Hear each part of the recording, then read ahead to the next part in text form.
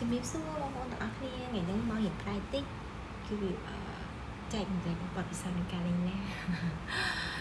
ចំពោះការលេងដែរខ្ញុំគឺរយៈពេលបើសិនជាគិតពីបានកដាស្ថាពរខ្ញុំបានសម្រាប់ស្ថាពរនោះនៅថ្ងៃទី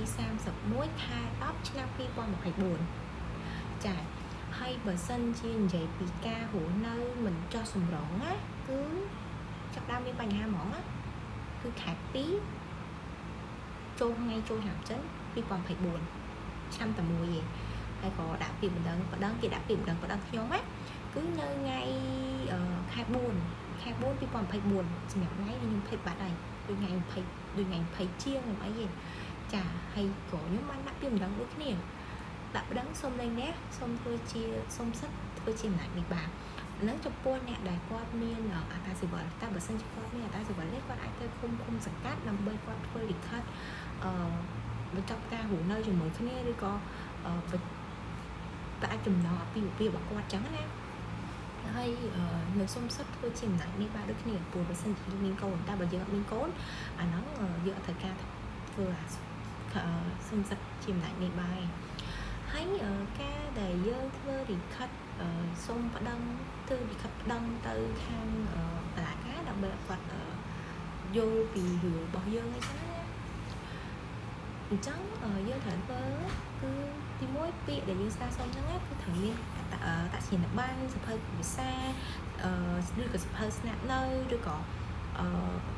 សម្បត្តិកំណើតហើយនឹងទីគេសម្បត្តិអត្តាស៊ីវិលហើយបើសិនជាមានកូនកុំភ្លេចជាមួយនឹងភ្ជាប់ជាមួយនឹងសម្បត្តិកណ្ដាលកូនបើមានកូន1កូន2គឺត្រូវដាក់ទាំងអស់បើសិនជាយើងហ្នឹងយើងត្រូវដាក់ទាំងអស់ព្រោះចង់ភ្លេចដែរបងប្អូនរឿងបើតាវាមិនយូរទេប៉ុន្តែពេលខ្លះរឿងខ្លះយើងអត់ចង់ចាំអញ្ចឹងវារឿងសពិលអញ្ចឹងណាអញ្ចឹងយើងត្រូវហើយបើសិនជាបងប្អូននៅតែអត់ហ៊ានឬក៏ពិបាកអញ្ចឹងយើងអាចរកអ្នកដែលផ្លូវច្បាប់ដើម្បីណែនាំយើងប្រាប់យើងហើយពេលដែលបងប្អូនទៅដល់តុលាការហ្នឹងបើសិនជាទៅម្នាក់ឯងគឺយើងទៅខាងរដ្ឋបាលជាន់ទី1ដើម្បីយើងសួរព័ត៌មានពីគាត់ទៅគាត់នឹងប្រាប់យើងហើយថាយើងត្រូវទៅណាធ្វើពាក្យធ្វើអីព្រោះពេលដែលយើងធ្វើពាក្យនេះយើងទៅធ្វើនៅមុខតុលាការដើម្បីយើងធ្វើពាក្យហ្នឹងហើយភ្ជាប់ជាមួយនឹងឯកសារទាំងអស់ហ្នឹងទៅគេនឹងធ្វើពាក្យឲ្យយើងហើយហ្នឹងដែលបងប្អូនដែលគាត់អត់ត្រូវការពឹងផ្អែកនៅលើមេធាវី